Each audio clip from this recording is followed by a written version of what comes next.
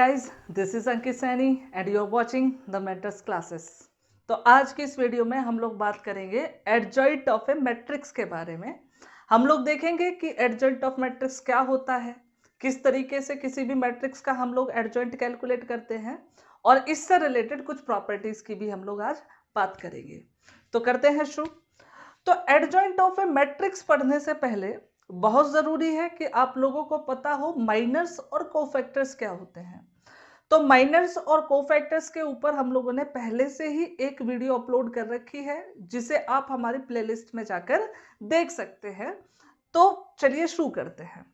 तो देखो क्या है कि अगर कोई मैट्रिक्स है हमारे पास ए अगर हमारे पास कोई मैट्रिक्स है तो इसका जो एडजॉइंट होता है, एडजॉइंट ए, उसे हम डिनोट करते हैं ए डी जे ए से। और किस तरीके से डिफाइन करते हैं कि जो मैट्रिक्स है ए हमारे पास, ठीक है, मैट्रिक्स ए के कोफैक्टर्स हम कैलकुलेट करते हैं। कोफैक्टर्स कैलकुलेट करने के बाद उनसे एक मैट्रिक्स बनाते हैं जिसको हम बोलते हैं कोफैक्टर मैट्रिक्स, ठीक है। तो उस कोफैक्टर मैट्रिक्स के ट्रांसपोज को ही हम लोग क्या बोलते हैं, एडजॉइंट ऑफ ए। मतलब क्या हुआ कि भाई एडजॉइंट ऑफ ए का मतलब क्या है कि अगर कोफैक्टर मैट्रिक्स है ए की, कोफैक्टर मैट्रिक्स ऑफ ए के अगर हम ट्रांसपोज को कैलकुलेट करें तो वही क्या होता है, एडजॉइंट ऑफ ए, ठीक है। तो इस डेफिनेशन को लिखते हैं, देखो किस तरीके से लिखते हैं कि consider a matrix, consider a matrix A is equals to A11, A12, A13, A21, A22, A23, A31, A32, A33। अगर ये कोई मैट्रिक्स है, ठीक है, इसके कोफैक्टर्स हम लोग कैलकुलेट करते हैं और बनाते हैं कोफैक्टर मैट्रिक्स, ठीक है। कोफैक्टर मैट्रिक्स हम लोगों ने बनाई और उसे हम लिखते क्या है, ए आई जे से डिनोट करते हैं। और क्या मतलब होता है इसका लिख देते हैं, देखो। तो कोफैक्टर मैट्रिक्स को हम लोग लिखते क्या है, इसे हम लोग लिखते हैं A11, A12, A13, ठीक है, A21, A22, A23, ऐसे ही A31, A32 और A33। मतलब पहली रो के एलिमेंट्स के कोफैक्टर आ गए पहली रो में, दूसरी वाली रो के कोफैक्टर्स आ गए दूसरी रो में, तीसरी वाली रो के कोफैक्टर आ गए तीसरी रो में। इस तरीके से जो भी मैट्रिक्स बनेगी उसे हम क्या बोलेंगे, कोफैक्टर मैट्रिक्स ऑफ ए, ठीक है। और अगर इसका हम लोग ट्रांसपोज कर दें, ट्रांसपोज मतलब हम लोग पहले से ही जानते हैं, पहले ही पढ़ चुके हैं, ट्रांसपोज का मतलब रोज को कॉलम में चेंज कर देंगे। पहली रो को कॉलम में चेंज कर दो भाई, A11, A12, A13 हो जाएगा। दूसरी रो है इसको कॉलम में चेंज कर दोगे, A21, A22, A23 हो जाएगा। तीसरी रो है उसको तीसरे कॉलम में चेंज कर दोगे, A31, A32, A33 हो जाएगा। और इसी चीज को हम लोग क्या बोलते हैं, एडजॉइंट ऑफ ए, ठीक है। एक एग्जांपल के थ्रू समझने की कोशिश करते हैं। देखो कि भाई हमारे पास क्या है, कोई एक मैट्रिक्स है ए। एग्जांपल क्या है, मैट्रिक्स 1 2 1 3 2 1 और लिख देते हैं -1 0 2, ठीक है। ये कोई मैट्रिक्स है। अब इसका हम लोग क्या करना चाहते हैं, एडजॉइंट फाइंड आउट करना चाहते हैं, एडजॉइंट ए है क्या, ठीक है। तो अभी हम लोगों ने डेफिनेशन में देखा कि एडजॉइंट का मतलब क्या होता है, कोफैक्टर मैट्रिक्स का ट्रांसपोज। तो हमें भी पहली चीज ये पता चली, कोफैक्टर मैट्रिक्स निकालनी पड़ेगी, निकाल देंगे, कोई प्रॉब्लम नहीं है। लेकिन कोफैक्टर्स मैट्रिक्स को निकालने के लिए हमें पहले चाहिए कोफैक्टर्स। तो हम पहले कोफैक्टर्स कैलकुलेट करेंगे। किस तरीके से, देखो पहला कोफैक्टर होता है A11, ठीक है, उसके बाद आएगा A12, उसके बाद क्या आएगा, A13, ठीक है, इसे भी लिख देते हैं A13। उसके बाद क्या आएगा हमारे पास, A21, फिर आएगा A22, ठीक, फिर आएगा A23, उसके बाद आएगा A31, A32 और A33। जितने भी कोफैक्टर्स हैं सारे हमें कैलकुलेट करने पड़ेंगे, ठीक है। अब देखो पहले कोफैक्टर की बात करें, ठीक है, तो कोफैक्टर्स का साइन मैंने बताया था क्या होता है, positive negative positive negative positive negative positive negative positive, ठीक है। तो ये वाला कोफैक्टर पॉजिटिव होगा, इसका साइन नेगेटिव, इसका पॉजिटिव, इसका नेगेटिव, इसका पॉजिटिव, इसका नेगेटिव, इसका पॉजिटिव, इसका नेगेटिव, इसका पॉजिटिव। ये हम लोगों को पता है पहले से ही, सेपरेट वीडियो में हमने देखा था, ठीक है। अब देखो क्या करेंगे, पहला कोफैक्टर हम लोग कैलकुलेट कर रहे हैं, तो पहली रो और पहले कॉलम को हम लोग डिलीट कर देंगे, बचेगा ये, तो इसकी वैल्यू होगी 2 इंटू 2 4 माइनस 0 मतलब कि 4, तो पहला कोफैक्टर आ गया 4, ठीक है। इसी तरीके से अगर दूसरा कोफैक्टर हम लोग कैलकुलेट करें, तो पहली रो दूसरा कॉलम डिलीट कर दिया, देखो ये 4 एलिमेंट बचे, ये हो जाएगा 6 माइनस माइनस 1 मतलब 7, ठीक है। इसी तरीके से अगर थर्ड वाले को देखें, तो पहली रो थर्ड कॉलम डिलीट, बचेंगे ये 4 एलिमेंट, तो ये हो जाएगा 0 माइनस माइनस 2 मतलब का प्लस का 2, ठीक है।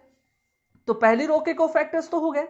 दूसरी रो पर आते हैं, देखो दूसरी रो पहला कॉलम, दूसरी रो पहला कॉलम, तो ये 4 एलिमेंट बचेंगे, 2 इंटू 2 4 माइनस 0, तो ये बचेगा 4, ठीक है। A22 की बात करें, सेकंड रो सेकंड कॉलम, तो ये 4 एलिमेंट बचेंगे, सेकंड रो सेकंड कॉलम को डिलीट करने के बाद ये 4 एलिमेंट बचेंगे, तो 1 की 2 में मल्टीप्लाई करी 2 माइनस माइनस 1, तो ये हो जाएगा 3, ठीक है।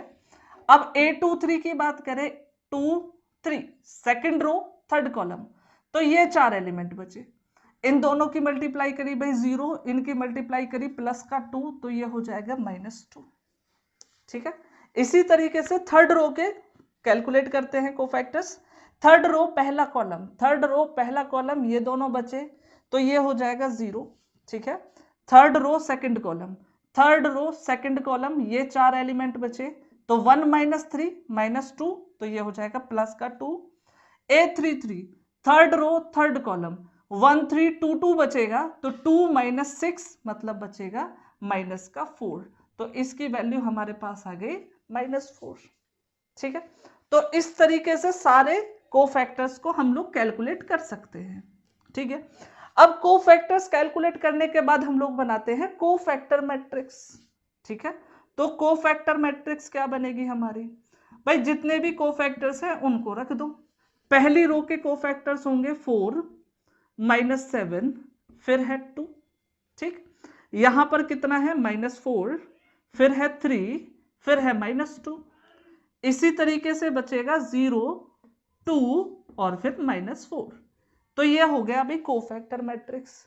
और हम लोगों ने क्या देखा था कि अगर हम कोफैक्टर मैट्रिक्स का ट्रांसपोज कर देते हैं तो हमें मिलता है एडजॉइंट, तो भाई एडजॉइंट ए किस तरीके से लिखेंगे, एडजॉइंट ए हो जाएगा इस वाली मैट्रिक्स का ट्रांसपोज, तो पहली रो को बना देंगे पहला कॉलम, ठीक, दूसरी जो रो है उसको बना देंगे दूसरा कॉलम, तीसरी जो रो है उसको बना देते हैं हम तीसरा कॉलम, तो बन गया हमारे पास कोफैक्टर मैट्रिक्स, ठीक है। लिखें, लिखने के लिए आप स्क्रीनशॉट ले सकते हैं। तो आगे बढ़ते हैं। अब देखो कोफैक्टर मैट्रिक्स हम लोगों ने निकालना सीखा, उसकी हेल्प से एडजॉइंट ऑफ ए मैट्रिक्स हम लोगों ने निकालना सीख लिया, लेकिन क्या है कि 2 ऑर्डर की स्क्वायर मैट्रिक्स का कोफैक्टर मैट्रिक्स और एडजॉइंट मैट्रिक्स हम डायरेक्टली कैलकुलेट कर सकते हैं, किस तरीके से करते हैं वो देखेंगे। देखो ओके, किस तरीके से कैलकुलेट करते हैं, देखो कि अगर हमारे पास कोई मैट्रिक्स है ए, ऑर्डर 2 की स्क्वायर मैट्रिक्स है ABCD, और इसका हमें क्या करना है, एडजॉइंट कैलकुलेट करना है, ठीक है। तो एक तरीका तो अभी हमने सीखा कोफैक्टर्स कैलकुलेट करो, उसकी हेल्प से लिख दो, लेकिन डायरेक्टली भी हम इसको कैलकुलेट कर सकते हैं, किस तरीके से करते हैं देखें, कि अगर हमें चाहिए एडजॉइंट ए, तो एडजॉइंट ए लिखने के लिए हम लोग करते क्या है, देखो कि ये वाले जो है ना प्राइम डायगोनल या फिर मेन डायगोनल वाले जो एलिमेंट्स हैं, इनको आपस में कर देते हैं इंटरचेंज। इंटरचेंज करने का मतलब जहां पर ए है वहां पर डी लिख देंगे, और जहां पर डी है वहां पर ए लिख देंगे, तो ये बन जाएगा DA, ठीक है। और ये जो दूसरे डायगोनल वाले एलिमेंट्स हैं इनके हम कर देते हैं सिर्फ साइन चेंज। अगर यहां पर पॉजिटिव बी है तो यहां नेगेटिव बी कर देंगे, यहां पर पॉजिटिव बी है तो यहां पर कर देंगे, पॉजिटिव सी है तो यहां कर देंगे नेगेटिव सी। इसका मतलब यहां पर तो करते हैं हम लोग इंटरचेंज, तो यहां पर तो इंटरचेंज करते हैं, और इस वाले चीज में हम करते हैं साइन चेंज, यहां पर साइन चेंज करते हैं। ठीक है, एग्जाम्पल के थ्रू समझने की कोशिश करते हैं कि भाई हमारे पास अगर ये कोई एक मैट्रिक्स है 2 3 -2 1, ठीक है, इसका मुझे क्या चाहिए, एडजॉइंट चाहिए। ठीक है, तो एडजॉइंट क्या होगा, इसका एडजॉइंट ए की अगर मैं बात करूं तो करना क्या है, देखो मेन डायगोनल्स के एलिमेंट को इंटरचेंज, जहां पर 2 था वहां 3, जहां पर 3 था वहां हो गया 2। ठीक है, और दूसरा जो हमारा डायगोनल है उसके एलिमेंट्स के हमें सिर्फ साइन चेंज करने हैं। देखो यहां पर क्या है, 1 पॉजिटिव है नेगेटिव कर दिया, यहां पर -2 है यहां कर देंगे +2, हो गया काम।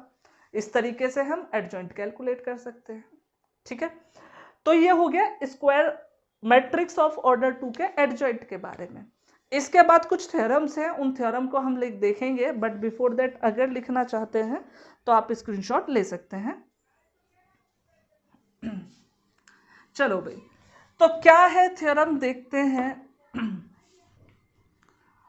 ओके, तो सबसे पहली थ्योरम जो है हम लोगों के पास बहुत ही इंपॉर्टेंट थ्योरम है, थ्योरम नंबर 1 क्या है कि अगर किसी मैट्रिक्स में उसके एडजॉइंट से पोस्ट मल्टीप्लाई करें, ठीक है, या फिर प्री मल्टीप्लाई करें। प्री मल्टीप्लाई मीन्स पहले मल्टीप्लाई करें लेफ्ट की तरफ, पोस्ट मल्टीप्लाई मीन्स बाद में मल्टीप्लाई करें मतलब राइट की तरफ, तो उसकी वैल्यू होती है डिटर्मिनेंट ए इंटू आइडेंटिटी मैट्रिक्स।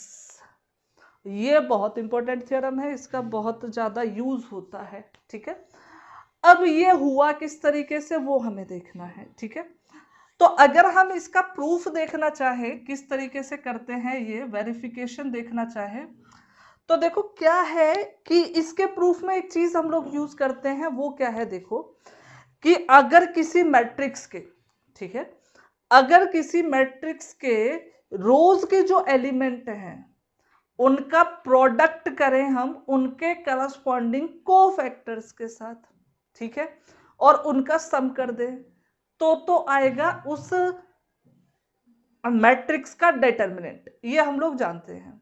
ठीक है, और अगर किसी और रो के या कॉलम के एलिमेंट के कोफैक्टर्स के साथ प्रोडक्ट का सम करें तो वो हो जाता है 0।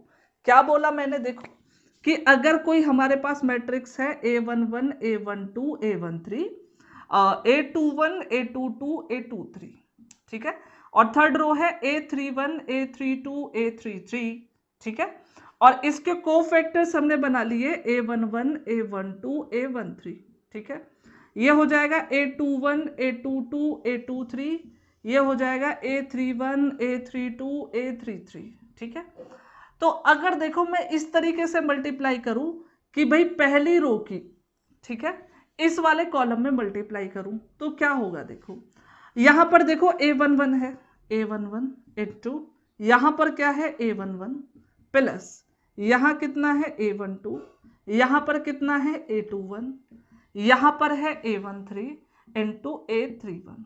तो एक मैंने कोफैक्टर्स और एलिमेंट के प्रोडक्ट का सम यहां पर लिखा, और एक हम लोगों ने ये देखा था कि A11 A11 A12 A12 A13 और A13, ठीक है। तो इस चीज की हेल्प से हम लोगों ने डिफाइन किया था किसी भी मैट्रिक्स के डिटर्मिनेंट को, तो हम जानते हैं कि इसकी वैल्यू होती है डिटर्मिनेंट A।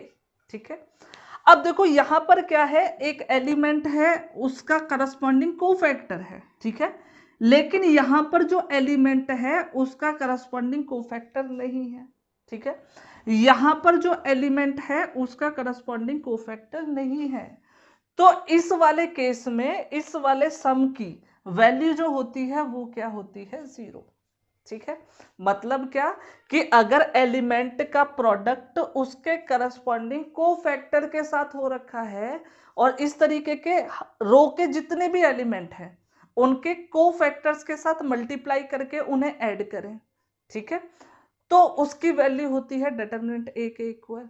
लेकिन अगर उन्हीं एलिमेंट का प्रोडक्ट उनके करस्पॉन्डिंग एलिमेंट के साथ ना होकर, करस्पॉन्डिंग कोफैक्टर्स के साथ ना होकर अन्य किसी या फिर दूसरे किसी कोफैक्टर के साथ हो, तब उनके सम की वैल्यू क्या होती है, 0। इस चीज का हम यूज करेंगे इसे प्रूफ करने में। किस तरीके से, देखो भाई, अब हमें पता है कोई मैट्रिक्स ए अगर है तो उसका एडजॉइंट किस तरीके से हम लोग लिखते हैं। देखो, अगर मैं इसकी बात करूं, अगर मैं मैट्रिक्स ए मान लेता हूं क्या, A11 A12 A13, ठीक है, A21 A22 A23 और A31 A32 A33।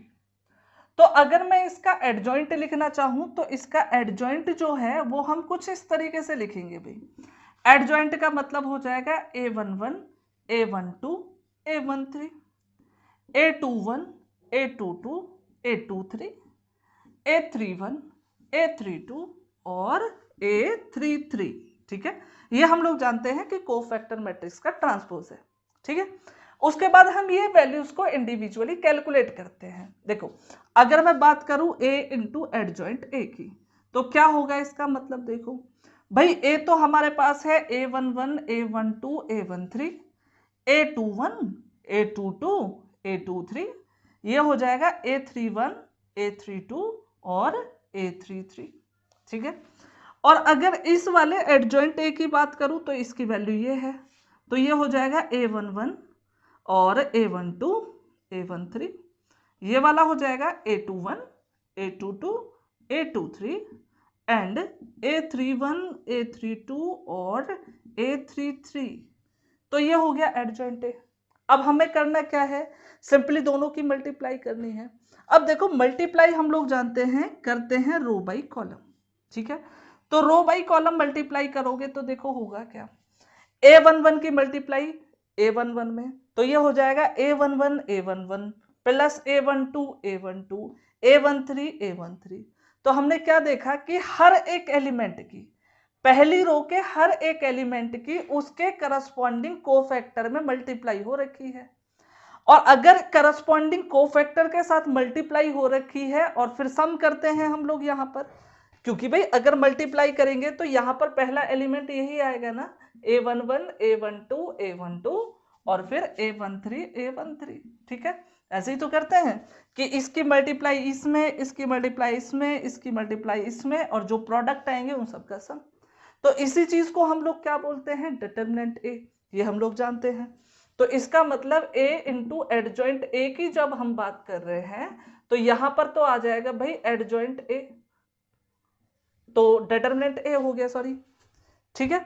अब देखो दूसरे एलिमेंट की बात करें तो ये एलिमेंट है, ये कोफैक्टर है, ये वाला एलिमेंट ये कोफैक्टर, ये वाला एलिमेंट ये कोफैक्टर। इसका मतलब क्या हुआ कि एलिमेंट के करस्पॉन्डिंग कोफैक्टर्स तो नहीं आ रहे। अगर करस्पॉन्डिंग कोफैक्टर्स नहीं आ रहे तो इन सब का प्रोडक्ट करके सम करेंगे तो कितना आएगा, 0। सेम यहां पर भी 0 आ जाएगा, यहां पर 0 आ जाएगा, यहां पर हो जाएगा डिटरमिनेंट A, और यहां पर कितना हो जाएगा, यहां पर हो जाएगा 0। इसी तरीके से कैलकुलेट करके हमें पता चलेगा, ये कुछ मैट्रिक्स मिलेगी हमें, ठीक है। अब क्या करते हैं, इस वाली मैट्रिक्स में से हम लोग ले लेते हैं डिटरमिनेंट A को कॉमन। जैसे ही डिटरमिनेंट A को कॉमन लेंगे तो ये हो जाएगा डिटरमिनेंट A 1 0 0 0 1 0 0 0 1, और इसी मैट्रिक्स को तो हम लोग I बोलते हैं, तो ये हो जाएगा ऐसा कुछ। तो A इंटू एडजॉइंट A हम लोगों ने देखा कितना होता है, डिटरमिनेंट A इंटू I, ठीक है। बिल्कुल सेम तरीके से अगर हम कैलकुलेट करते हैं एडजॉइंट A इंटू A को, तो ये भी कितना होगा, डिटरमिनेंट A इंटू I, और हम लोग डायरेक्टली क्या लिख सकते हैं कि भाई A के साथ उसके एडजॉइंट की पोस्ट मल्टीप्लाई कर दें, या फिर एडजॉइंट की ए के साथ प्री मल्टीप्लाई कर दें, दोनों ही केसेस में उसकी वैल्यू होती है डिटर्मिनेंट ए इंटू आई। ठीक है, तो ये हो गया पहले वाली थ्योरम के बारे में। लिख सकते हैं, लिखने के लिए स्क्रीनशॉट ले सकते हैं। इसके बाद देखेंगे दूसरी थ्योरम। ठीक है, चलो भाई, तो दूसरी थ्योरम क्या है हम लोगों के पास, देखते हैं उसको भी। देखो भाई, ओके, इरेज कर देता हूं।